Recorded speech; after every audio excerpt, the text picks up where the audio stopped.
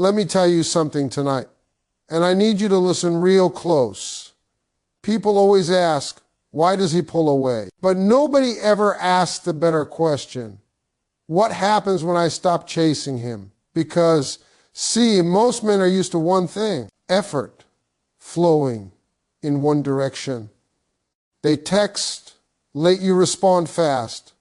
They disappear, you explain yourself. They give you crumbs, you make a whole meal out of it. And for a long time, that works for them. But the moment you match their distance, oh, now we got a situation. Because here's the truth. Distance is comfortable for a man until it's returned. When you stop calling, he notices. When you stop checking in, he wonders. When you stop over-explaining, his mind starts racing. Not because he suddenly became emotional. When distance appears in a connection, it doesn't create new behavior. It reveals what was already there. People think pulling back changes someone, but distance doesn't change intentions. It uncovers them. When you stop initiating every conversation, stop checking in, stop filling the silence, what's left is the truth. Effort that was genuine doesn't disappear because space shows up. Care that was real doesn't need constant reminders to exist. Distance simply removes the noise, the overcompensating, the emotional labor that was covering up imbalance. And once that covering is gone, intention stands exposed, clear, and undeniable. When someone truly values you, distance becomes uncomfortable, not convenient. They feel the gap because they were invested in the connection, not just the attention. They notice the absence because your presence mattered, not because you made life easier for them. But when intention is shallow, distance feels like relief. It feels like freedom. It feels like less responsibility, less expectation, less accountability. And that reaction tells you everything you need to know without a single conversation. You don't have to ask where you stand when their actions answer for them. Distance strips away performative interest. Some people show up strong in the beginning because effort benefits them. They enjoy the validation, the consistency, the emotional availability you provide. But when they realize effort is no longer being handed to them freely, their motivation disappears. Not because they are confused, but because their intention was never to build something mutual. It was to receive without reciprocating. Distance removes access, and once access is gone, intention has no place to hide. Matching distance forces honesty.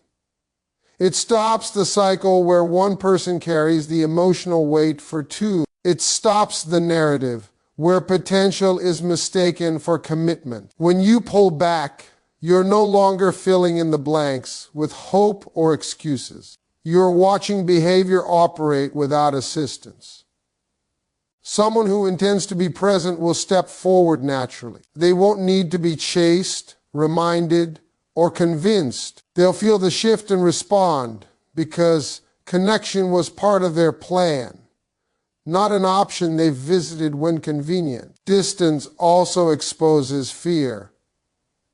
Some people disappear not because they don't care, but because closeness requires responsibility. Intention isn't only about desire, it's about readiness. When distance appears, those who lack emotional maturity often retreat further because stepping up means facing expectations they are not prepared to meet.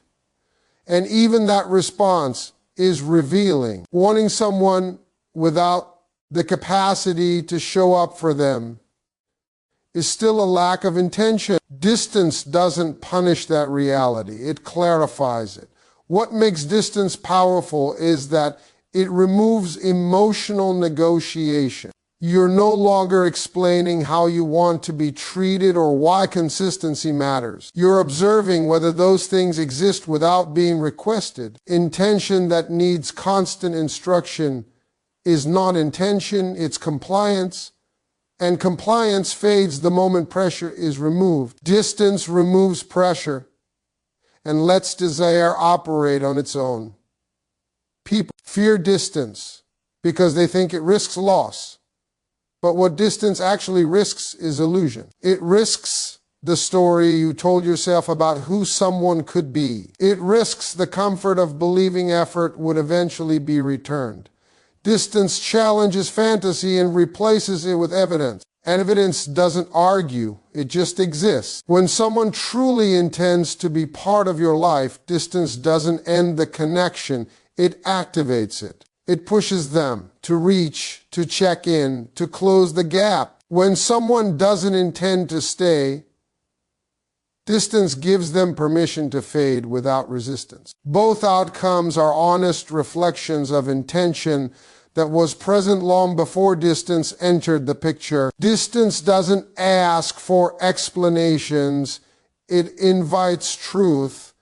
It doesn't demand clarity, it creates it. And the clarity it creates is often uncomfortable because it shows you not who someone said they were, but who they chose to be when effort was no longer guaranteed. Silence has a way of rearranging power without saying a word. When communication stops, even briefly, the balance of control begins to shift. The person who was used to constant access suddenly has to sit with uncertainty. Silence removes reassurance, removes predictability, and removes the comfort of knowing exactly where they stand. And when that comfort disappears, awareness replaces it. Silence doesn't create insecurity out of nowhere. It exposes dependence on access and attention that was taken for granted. In many dynamics, control lives with the person who cares less or appears less available. But when one person is always present, always responding, always explaining, that control quietly transfers to the other side. Silence interrupts that transfer. It stops the automatic flow of attention and forces the other person to confront the absence of it. They are no longer being carried by consistency they didn't have to earn. They now have to decide whether they will step forward or stay comfortable in distance. Silence also removes emotional leverage. Words can be negotiated, argued, twisted, or dismissed. Explanations invite debate. Feelings can be minimized. But silence offers nothing to push against. There is no justification to critique, no tone to misinterpret, no emotion to invalidate. Silence stands firm without confrontation. And because there is nothing to respond to, the other person is left responding to themselves. Their thoughts get louder. Their assumptions start filling the space. And in that mental noise, power shifts inward. When silence enters, the person who once dictated the pace is forced to react instead of live. They can no longer rely on predictable replies or guaranteed availability. That uncertainty removes the illusion of control. They start checking more often, thinking more deeply, wondering where they stand. Not because silence is manipulative, but because access was a source of stability they didn't realize they depended on. Silence turns that dependency into awareness. Silence also reveals who feels entitled to access. Some people interpret silence as disrespect, not because it is, but because they are accustomed to having unlimited entry into someone's time and energy. When that access is paused, it feels like loss of power. They may respond with frustration, withdrawal, or sudden urgency. All of those reactions are attempts to regain control, not reconnect. Silence exposes whether someone values connection or simply control over availability. Power shifts when silence replaces over-explaining. When you stop justifying your absence, you reclaim authority over your time. You are no longer seeking permission to have boundaries.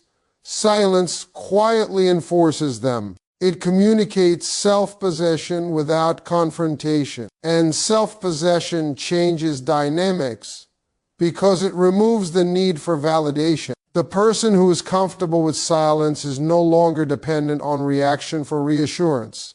Silence also forces accountability without constant communication to soften reality. Actions stand alone. Promises aren't reinforced by words. Interest isn't maintained by attention. What remains is behavior. And behavior carries weight when silence removes distraction. Someone who intends to show up will feel the shift and respond with action. Someone who relied on words or convenience will struggle because silence demands effort rather than talk. The discomfort silence creates is often mistaken for punishment, but it's actually adjustment. It rebalances emotional labor. It returns energy to its source.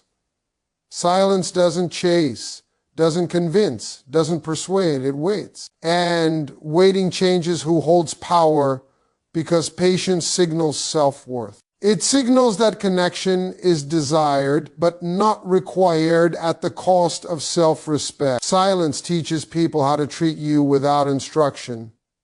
It shows whether they will respect space or attempt to control it. It reveals whether they value presence or only notice absence when it disrupts their comfort. And once silence has done its work, the dynamic is no longer the same because power has shifted from whoever expected access to whoever chose restraint. Matching energy is an act of self-recognition before it is a response to someone else. It is the moment you stop pouring more into a connection than you are receiving, not out of bitterness, but out of awareness. When you match energy, you are no longer trying to prove your worth through effort. You are honoring it through balance. Self-respect grows when your actions reflect how you expect to be treated, not how badly you want to be chosen. Overgiving often disguises itself as love, patience, or understanding, but underneath it is usually fear of loss. Fear that if you do less, the connection will fade. Fear that if you stop initiating, explaining, or accommodating, you will be forgotten. Matching energy confronts that fear directly. It says that your value is not dependent on constant performance. When you stop compensating for someone else's lack of effort, you create space for mutuality or clarity, and both outcomes serve self-respect. Self-respect isn't loud. It doesn't announce itself or demand recognition. It shows up in consistency with your own standards. Matching energy is a quiet decision to align your behavior with what is being offered, no more and no less. When you consistently give more than you receive, you teach others that imbalance is acceptable. When you match energy, you reset expectations without confrontation. You demonstrate that access to you requires reciprocity. There is discomfort in matching energy because it feels like withholding, especially if you are used to overextending. But restraint is not punishment. It is protection. It protects your emotional resources from being depleted by one-sided effort. Each time you resist the urge to overcompensate, you reinforce your own boundaries, and boundaries are the framework of self-respect. Without them, effort turns into self-neglect disguised as loyalty. Matching energy also removes resentment. Resentment builds when you give more than you feel appreciated for. It grows silently and erodes connection from within.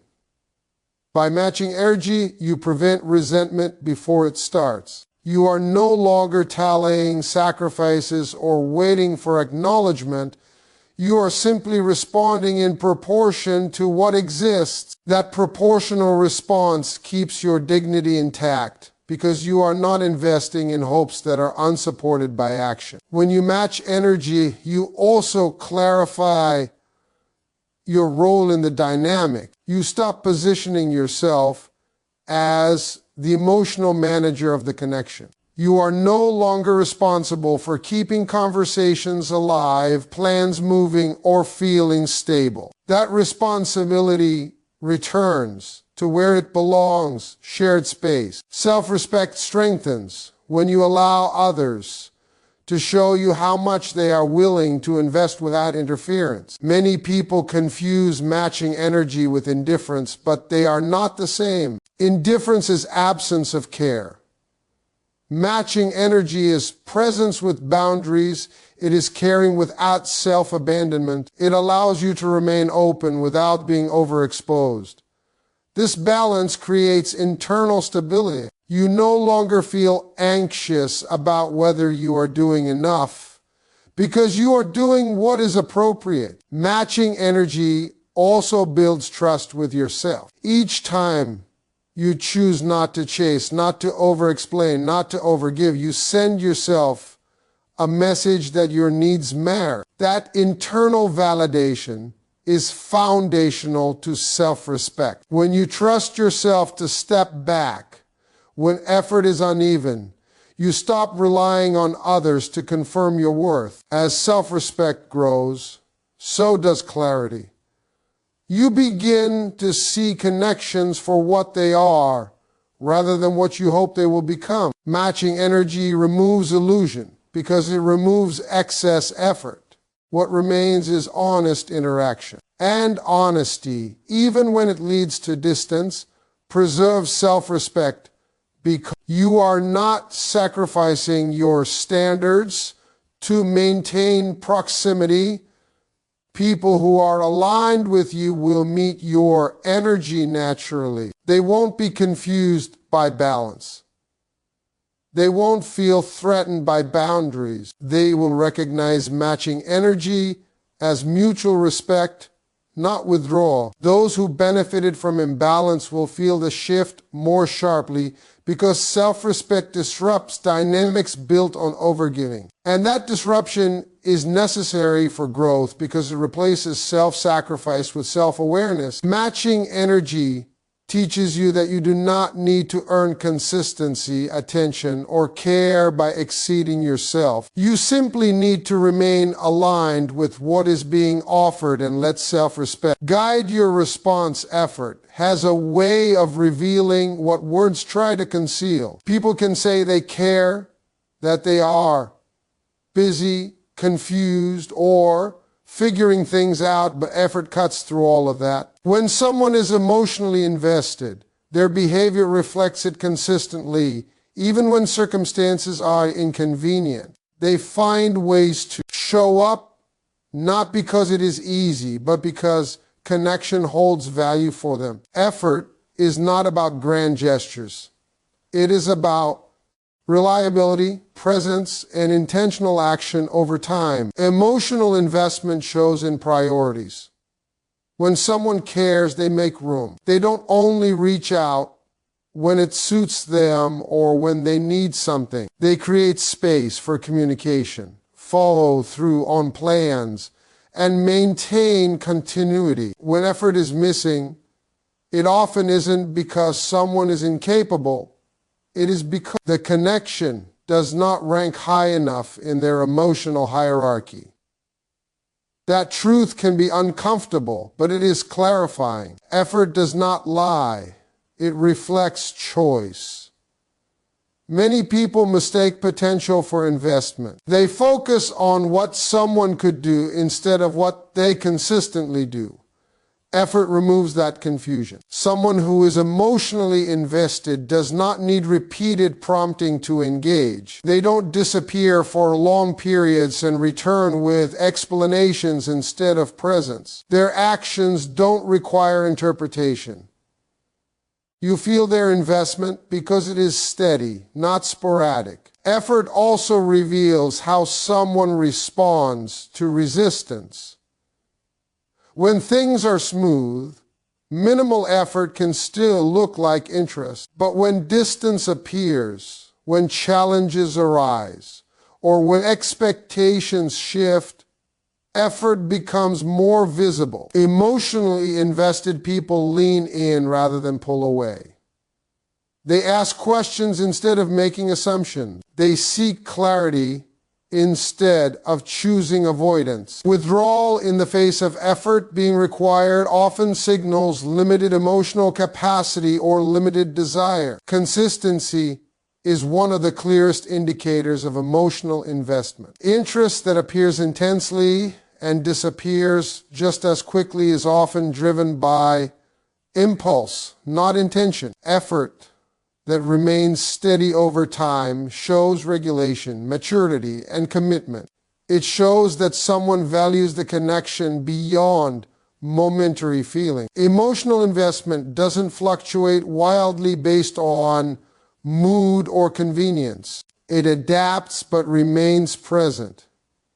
Effort also shows respect. When someone values you emotionally, they respect your time, your feelings, and your boundaries. They don't make you feel like an afterthought. They don't repeatedly cancel, delay, or disappear without consideration. Effort communicates that your presence matters. The absence of effort communicates the opposite, no matter how kind the words sound. Emotional investment becomes especially clear when effort is no longer guaranteed. When you stop initiating, stop reminding, stop compensating, effort either appears or it doesn't. This moment is revealing because it removes external motivation. What remains is internal desire. Someone who continues to show up without being prompted demonstrates genuine investment. Someone who fades shows that their engagement relied on being pursued rather than on mutual connection. Effort is also reflected in emotional availability. Someone who is invested listens, responds thoughtfully, and engages beyond surface level interaction. They remember details, follow up, and show curiosity. These actions require attention and intention, which are forms of effort. Emotional investment is not passive. It requires energy and presence, and those are given selectively. People often excuse lack of effort by attributing it to busyness or stress. While life can be demanding, emotional investment adjusts rather than disappears. Someone who cares finds small ways to stay connected, even when overwhelmed. Silence, avoidance, or prolonged absence are not signs of being busy. They are signs of disengagement. Effort may change shape, but it does not vanish when emotional investment is real. Understanding that effort reveals emotional investment protects you from self-doubt. It shifts focus away from trying to interpret mixed signals and toward observing patterns. You no longer need to question your worth when effort is lacking. You can recognize that effort reflects where someone is emotionally, not where you stand in value. When effort is present, you feel secure, not anxious. You don't feel like you have to earn attention or compete for consistency. Emotional investment creates stability because it is demonstrated, not promised. And when effort is absent, clarity replaces confusion because behavior has already answered the question of how much someone is willing. To give boundaries remove the need for confusion because they make expectations visible through action rather than explanation. When boundaries are clear, there's less room for guessing, overthinking, or misinterpretation. You no longer wonder where you stand because the structure of the interaction defines it. Boundaries are not rules meant to control others. They are standards that guide how access to you is earned and maintained. When those standards are consistent, confusion loses its power. Confusion often comes from mixed signals, inconsistent effort, and unspoken expectations. Boundaries interrupt that cycle. Instead of hoping someone will figure out how to treat you, boundaries show them. When you stop tolerating behavior that doesn't align with your values, you create a clear framework for interaction. That clarity benefits both sides because it removes ambiguity. People know what is acceptable and what is not without lengthy conversations. Boundaries eliminate emotional guesswork. You are no longer trying to interpret silence, delayed responses, or inconsistent presence. When a boundary is crossed, you respond by adjusting access, not by debating intentions. This response is clear and decisive. It replaces emotional analysis with observable outcomes. The connection either aligns with your standards or it doesn't. That simplicity reduces confusion because it relies on reality rather than hope. Many people fear boundaries because they think they create distance. In truth, boundaries create safety. They let others know where they stand and what is required to remain close. When boundaries are absent, people operate on assumptions, often assuming more flexibility than actually exists. That assumption leads to disappointment and misunderstanding. Boundaries prevent that by setting expectations early and reinforcing them consistently. Confusion thrives in environments where tolerance replaces standards. When you repeatedly accept behavior that makes you uncomfortable, you send conflicting messages. On one hand, you feel dissatisfied. On the other, your continued presence suggests acceptance. Boundaries resolve that contradiction. They align your internal feelings with your external actions. Once alignment exists, confusion has nowhere to grow. Boundaries also protect communication from becoming emotional labor. Without boundaries, you may find yourself constantly explaining why certain behaviors hurt or why consistency matters. These explanations often lead to temporary change at best. Boundaries remove the need for repeated justification. Instead of explaining, you act. Action communicates far more clearly than words. When access changes in response to behavior, the message is unmistakable. Clear boundaries also reveal compatibility. When someone respects your boundaries, connection flows more smoothly because there is mutual understanding. When someone resists, ignores, or challenges them, confusion is replaced with information. You learn how that person views respect, accountability, and mutual effort. That knowledge is clarifying, even if it leads to difficult decisions. Boundaries eliminate confusion by stabilizing emotional expectations. You are no longer waiting for someone to become consistent or hoping they will change. You respond to what is present. This grounded approach reduces emotional volatility. You are not pulled into cycles of anticipation and disappointment because boundaries keep interaction within defined limits. Boundaries also clarify self-perception. When you enforce them, you understand your own limits better. You become aware of what you are willing to accept and what you are not. That self-knowledge removes internal confusion. You are no longer questioning whether you are asking for too much or settling for too little. Your boundaries answer that question through consistency. When boundaries are in place, relationships become easier to evaluate. You don't need constant reassurance because behavior either aligns or it doesn't.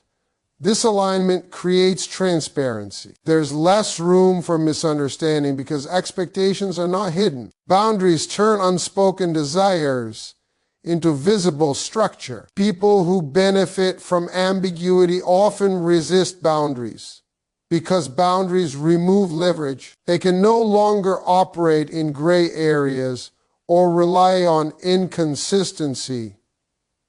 For those who value clarity, boundaries feel grounding. They know where they stand and what is expected. That shared understanding eliminates confusion because it replaces uncertainty with structure. Boundaries also shift responsibility.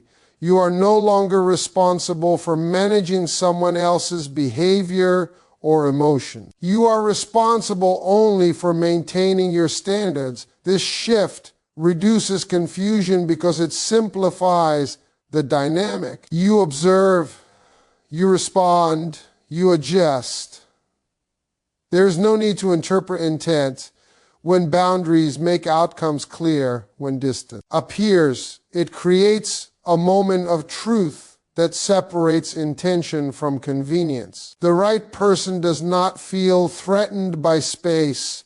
They feel motivated by it. Distance doesn't make them assume the worst or withdraw further. Instead, it activates awareness. They notice the shift, not because they fear loss alone, but because connection matters to them. When someone is emotionally aligned with you, distance feels like a signal to engage, not an excuse to disappear. The right person understands that closeness requires effort, and effort requires choice. When the gap shows up, they don't wait for you to close it. They don't test how long you will stay silent or expect you to resume the emotional labor. They step forward naturally because mutuality is part of how they connect. Closing the gap is not a strategy for them. It is a response rooted in care and respect. Distance also highlights emotional maturity. Someone who is secure does not interpret space as rejection. They are able to self-regulate instead of reacting impulsively. Rather than pulling away or becoming defensive, they seek clarity. They check in, ask questions, and communicate openly. This response shows that they value understanding over ego. The right person doesn't need control to feel safe in a connection. They rely on communication and presence. When someone is truly interested, distance creates momentum instead of stagnation. They don't allow the connection to drift indefinitely. They recognize that relationships require maintenance, especially when routine is disrupted. The effort to close the gap might show up as a thoughtful message, a consistent check-in, or an intentional plan to reconnect. These actions are not dramatic, but they are meaningful because they show follow-through. The right person does not need to be chased into showing up. Distance reveals this clearly. When you stop initiating and they step forward, it becomes evident that their involvement is self-driven. They don't rely on your availability to sustain their interest. They contribute equally to the emotional rhythm of the connection. That balance creates security because you are no longer carrying the dynamic alone. Distance also exposes those who only engage when it is convenient. When effort is no longer guaranteed, they fade, not because they are confused, but because their interest was conditional. The right person's interest is not conditional on ease or constant access. It is rooted in desire to connect, grow, and remain present even when circumstances shift. Closing the gap does not always mean immediate action, but it does mean intentional movement. The right person may need time to process, but they do not leave the distance unexplained. They communicate their intentions clearly. Silence without context is not how they operate. They understand that clarity builds trust, and trust is essential for closeness. When the right person closes the gap, it feels steady rather than rushed. There is no sudden intensity meant to pull you back into imbalance. Their effort is consistent, not performative. They don't overpromise or overcompensate. They simply show up in ways that align with their words. This alignment creates peace rather than anxiety. Distance becomes a filter rather than a threat. It removes those who are not aligned and draws in those who are. The right person does not compete with distance. They bridge it. They understand that space does not erase connection when intention is present. Instead, it tests whether the intention is strong enough to move forward without being prompted. When you experience someone closing the gap without pressure, reminders, or explanation, you feel chosen rather than chased. You feel valued rather than tolerated.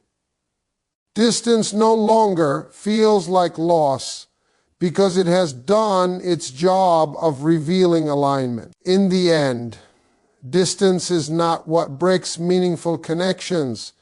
It is what exposes which connections were never meant to last, and which ones are built on mutual effort, clarity, and respect, allowing you to move forward with confidence, peace, and certainty.